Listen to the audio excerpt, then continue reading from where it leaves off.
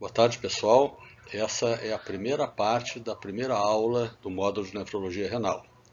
Eu vou apresentar então uma parte desse formato de aula gravada e a segunda parte da atividade então vai ser ao vivo com vocês no nosso primeiro encontro.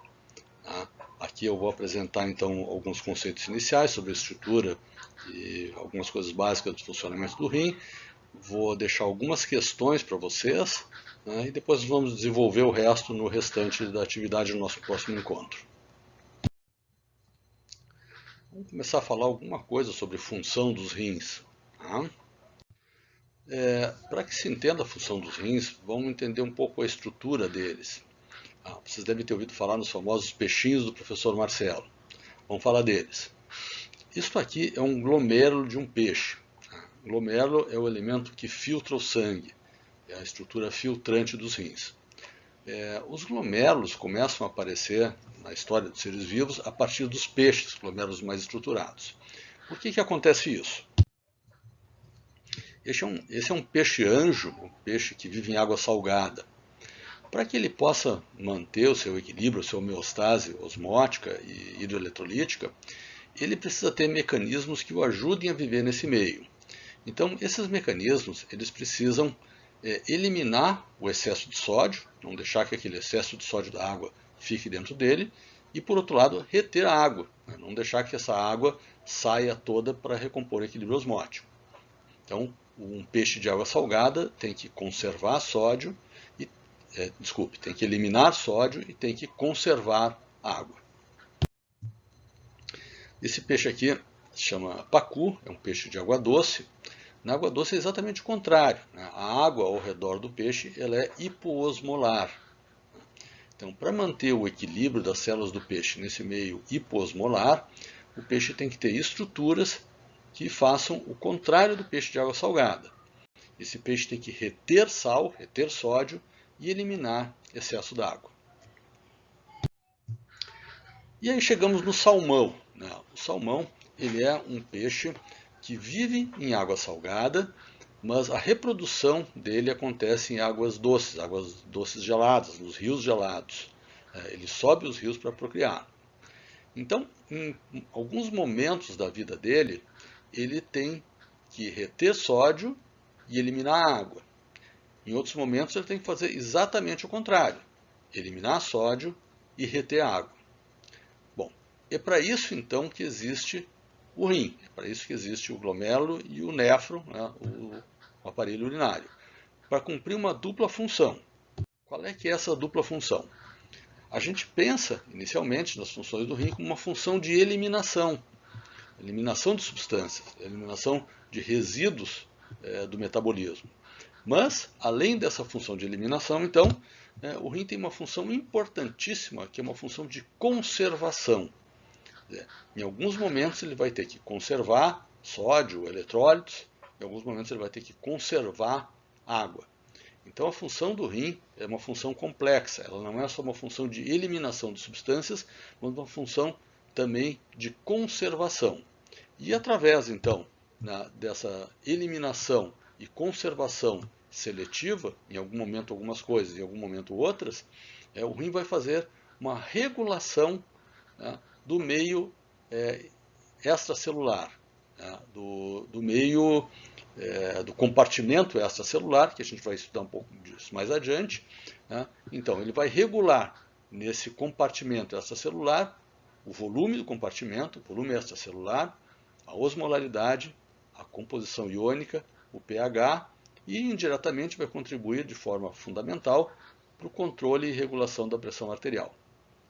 Então isso tem que ser entendido nas funções do rim.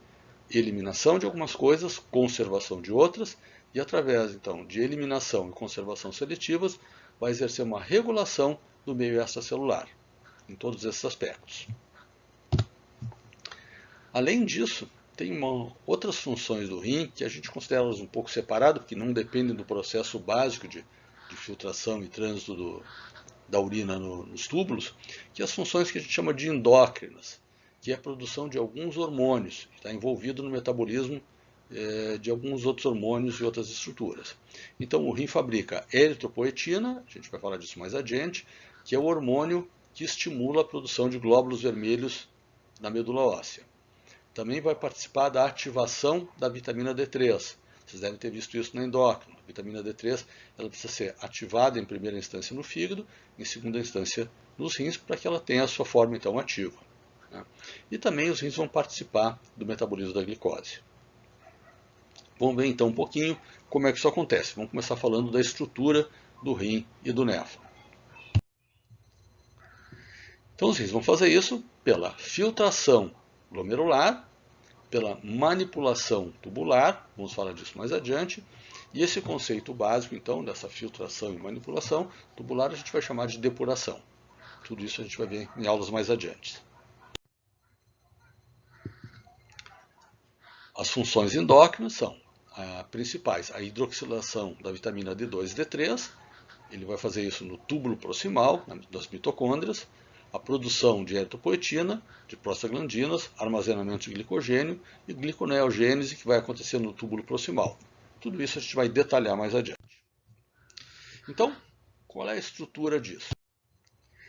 Então, os rins são dois, eles são retroperitoneais, eles não ficam dentro da cavidade peritoneal, um rim de cada lado, um rim direito e uma esquerda. O rim direito é um pouquinho mais baixo que o rim esquerdo, um pouquinho menor também. Em cima dos rins, cada um deles tem uma glândula suprarrenal, que não tem uma relação direta de continuidade com os rins, elas têm funcionamento próprio, vão ter uma relação funcional. Tem a artéria aorta, que tem um ramo de artéria renal à direita e à esquerda, e a veia cava inferior também, então, com um ramo à direita e à esquerda. Dos rins saem os ureteres, que vão até a bexiga, vão levar a urina produzida até a bexiga. O rim tem esse formato, o formato de um feijão, tem uma cápsula fibrosa que envolve o rim. Essa cápsula fibrosa tem uma importância porque em situações de edema, de inchaço, elas não deixam o rim inchar livremente, então elas comprimem o rim, a cápsula comprime o rim em algumas situações, ela tem esse papel importante de contenção, e tem o hilo renal, que é a parte ventral dele, por onde entra a artéria renal, sai a veia renal e também sai o ureter, que vai levar, faz parte do aparelho coletor, que leva a urina então até a bexiga. Na mulher e no homem, então a parte terminal do aparelho urinário são diferentes. Vocês podem ver aqui. A bexiga feminina, ela fica junto à vagina, na frente da vagina, abaixo do útero, e tem uma uretra, que é uma uretra curta, que vai desembocar na vulva, junto à vagina, abaixo do clitóris, entre a vagina e o clitóris. Dá para ver aqui nesse slide um músculo esfíncter da uretra, fazem parte da musculatura do períneo, que ajuda então a conter a urina. Tem essa característica então de uretra curta que desemboca dentro da vulva. No homem é diferente, o homem não tem o útero, evidentemente, nem a vagina, a bexiga fica na frente do reto, e a uretra é uma uretra longa, é uma uretra que atravessa o pênis e vai sair lá na frente do pênis, bem distante do períneo. Também tem outra característica que é a próstata. A próstata é essa glândula que se enxerga aqui logo abaixo da bexiga. Vocês conseguem ver isso aqui. Vamos ver se conseguem ver aqui. A próstata então envolve a parte inicial da uretra. Isso tem consequências clínicas, vocês vão ver isso mais adiante na clínica, que a pessoa de mais idade, a próstata cresce e pode obstruir o fluxo urinário. Também nos homens tem o esfíncter muscular externo, entre a próstata e o início do pênis, que também faz parte da estrutura de contenção da urina. Aparece nesse slide uma coisa chamada trígono. Trígono é uma estrutura um pouco mais fibrosa, uma porção mais fibrosa da parede da bexiga, que fica no assoalho da bexiga, entre a saída dos ureteres e a saída da uretra, a entrada da uretra no caso.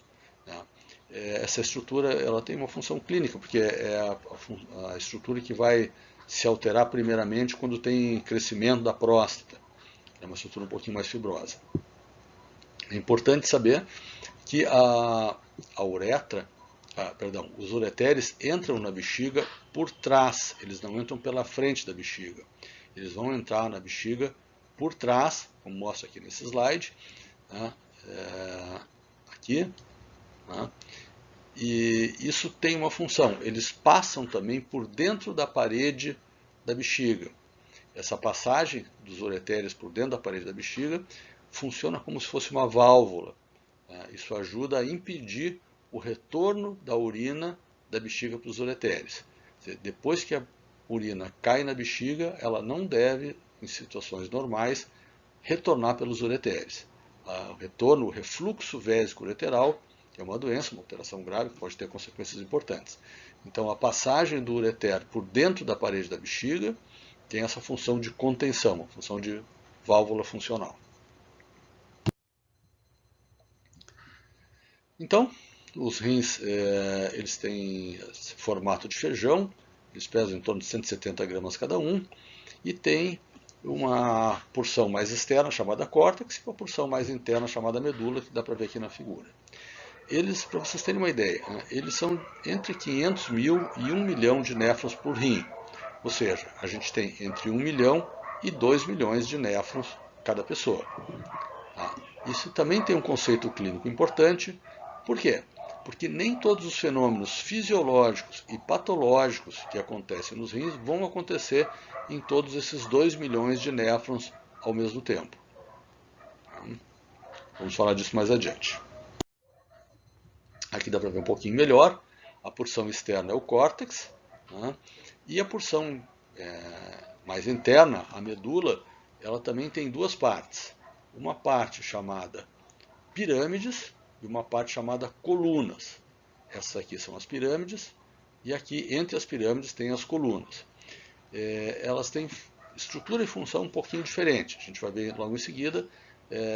Nas pirâmides vão estar a parte final dos túbulos renais, é onde a urina vai desembocar no aparelho coletor. Essa porção aqui, tudo isso aqui se chama aparelho coletor. A parte vermelha, a gente chama vulgarmente de carne do rim, é o parênquima renal. É a porção onde estão os néfrons, onde a urina vai ser formada. Essa parte aqui, tudo isso aqui, são cavidades, e é onde a urina já formada vai cair, vai ser recolhida e vai ser levada embora para a bexiga. Então, a ponta das pirâmides desemboca no que a gente chama de cálices, pequenos cálices. Um conjunto de pequenos cálices forma um grande cálice. O conjunto dos grandes cálices vai formar uma estrutura chamada pelve renal. Pelve renal. E a pelve renal então vai recolher essa urina formada e vai levar para o ureter. O ureter vai levar então a urina para a bexiga. Tem uma gordura aqui no hilo renal, gordura perirenal, tá? Tem uma função, ajuda a sustentação, enfim. Novamente, então, a parte externa córtex, a parte interna medula, com as pirâmides que desembocam nos cálices e as colunas, que são essa estrutura entre as pirâmides. Aqui o aparelho coletor, cálices, pequenos cálices, grandes cálices, pelve renal, vai dar no ureter. Na ecografia, o rim aparece dessa maneira aqui, tem o córtex aparece mais escuro e a pelve aparece mais clara. Isso em função de que a pelve é hipertônica. Vamos falar disso em próximas aulas. A pelve hipertônica tem uma função importante na concentração da urina. Então, o rim normal aparece dessa forma, o córtex e a medula na ecografia.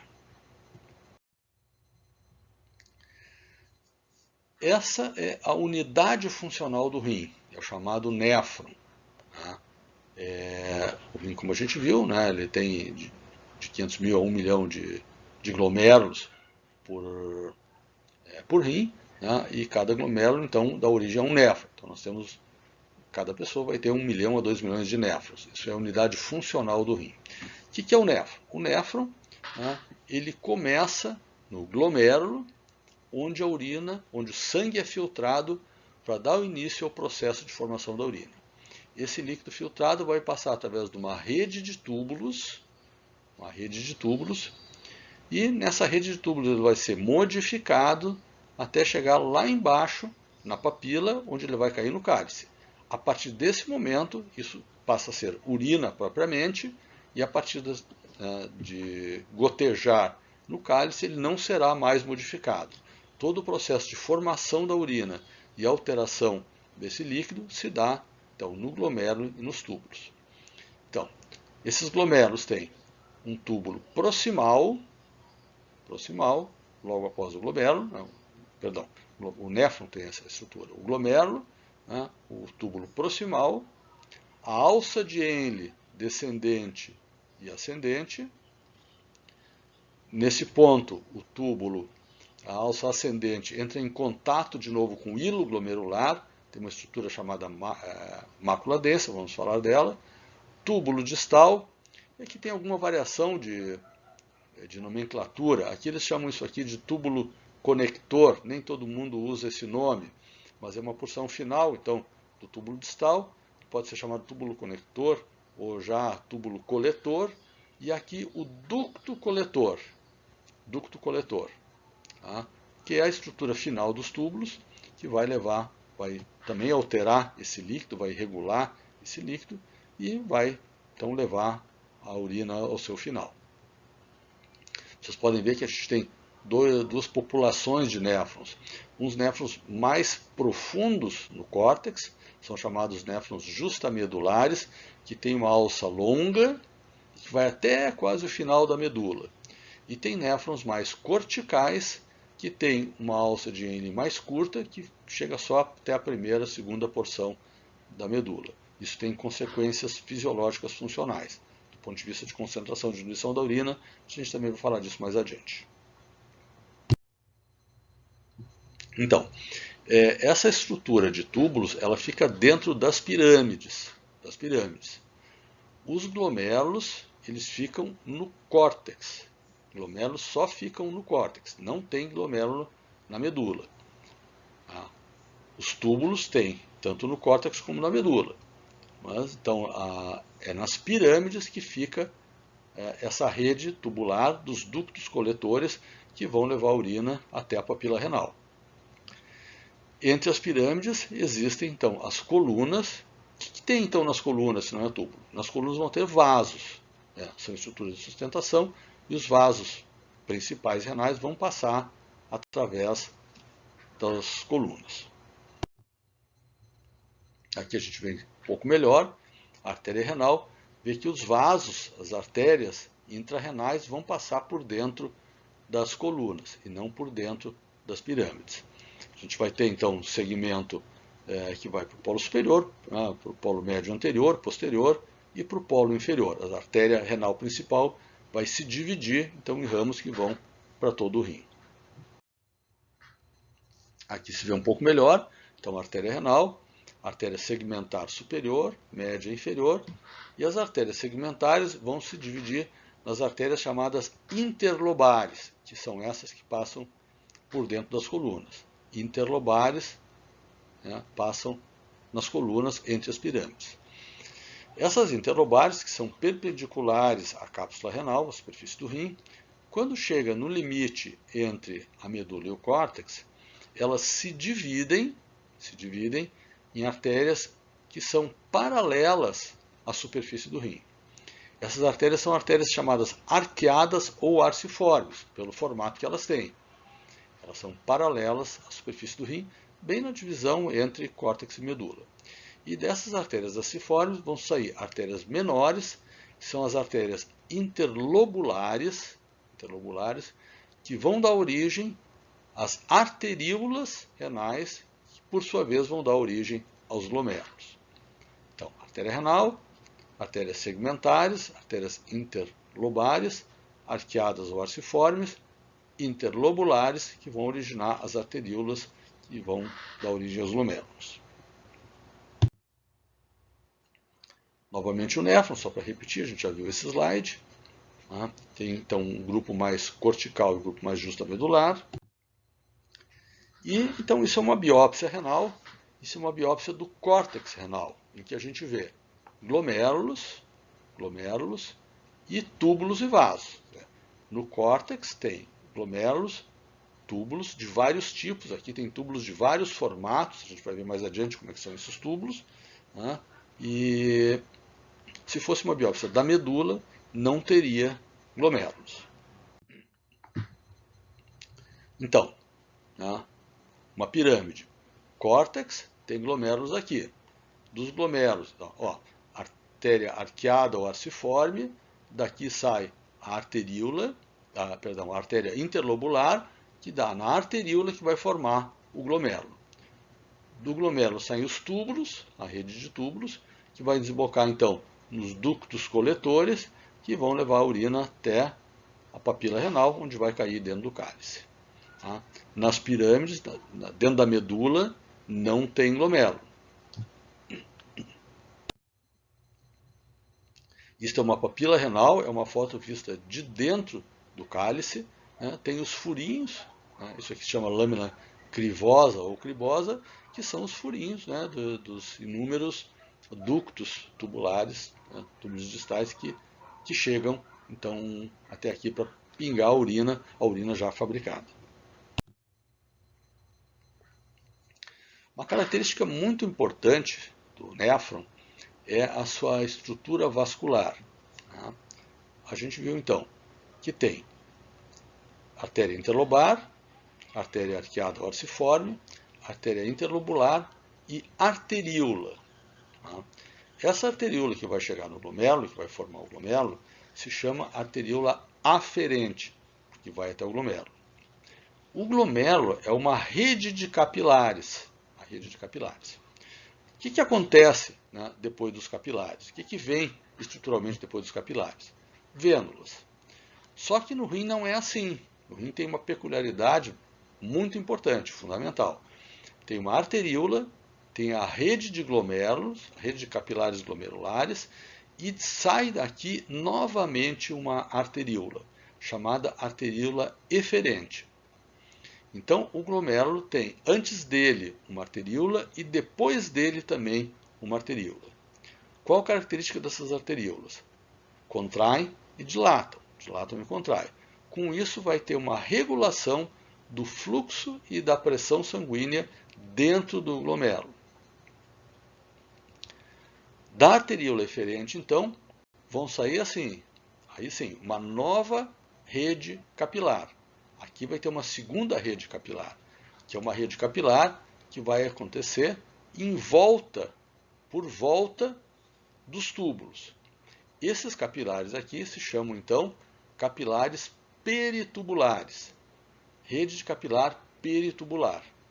E aí, esses capilares peritubulares, sim, né, os capilares arteriais, vão ter troca metabólica com os túbulos, um consumo de oxigênio, extração de oxigênio, e aí sim, então vai ter uma rede de capilares venosos.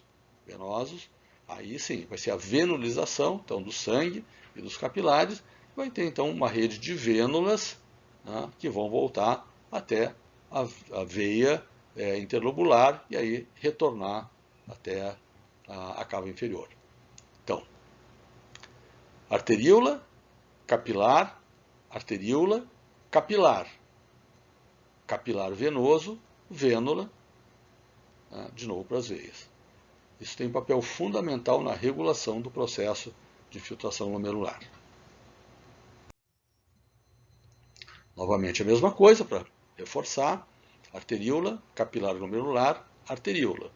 Rede capilar de novo, né, ao redor de todos os túbulos. A parte dos capilares que fica em torno da alça de Henle, vocês vejam que a alça de Henle é reta, é longa e reta. Então, os capilares que ficam em torno da alça de Henle, eles se chamam vasos retos, ou vasa recta.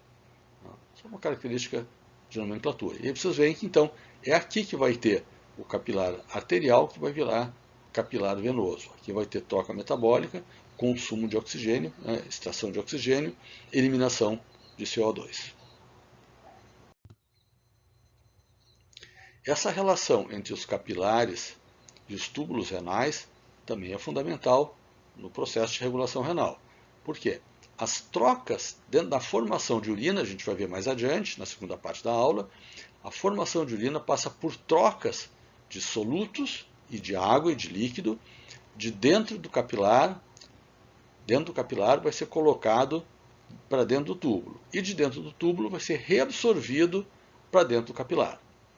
Então, na formação de urina vai haver filtração glomerular e esse líquido vai ter substâncias que vão ser reabsorvidas, reabsorção é do túbulo para o capilar, e substâncias que vão ser secretadas do capilar, do sangue capilar, de volta para dentro do túbulo.